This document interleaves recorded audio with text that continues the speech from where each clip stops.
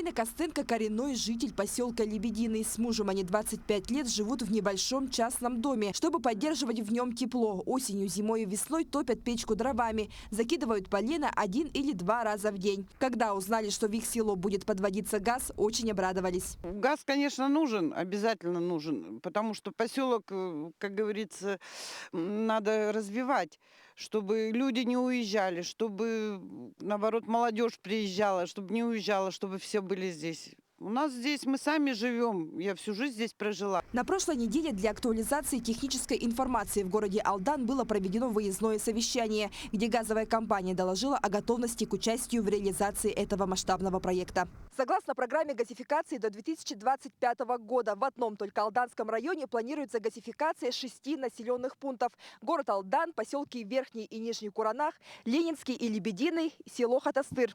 Также после 2025 года планируется газификация поселки Якакит и Таммот. На сегодня уже разработана проектно-сметная документация газовых сетей в 3 поселениях – Нижний Куранах, Ленинский и Лебединый. Проведен комплекс инженерных изысканий, разработана схема газоснабжения города Алдан. По газификации в 2023 году начинается строительство газопровода Лебединый, Ленинский, Алдан, протяженность которого составляет порядка 27 километров. Стоит отметить, что 85% жилого фонда Ленинского и Лебединого подключены к центральному тепловодоснабжению. Сейчас в поселках работают котельные на угле. Когда подведут газовую сеть, то они будут переведены на газ. И, соответственно, оплата коммунальных услуг значительно снизится.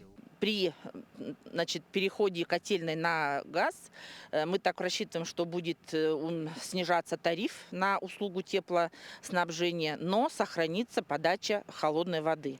Ну и, конечно, я думаю, отпадет вопрос экологии, потому что, к сожалению, котельные топятся на угле, зольность угля разная, и все равно, как бы мы там не ставили золоулавливатели, шлак все равно присутствует.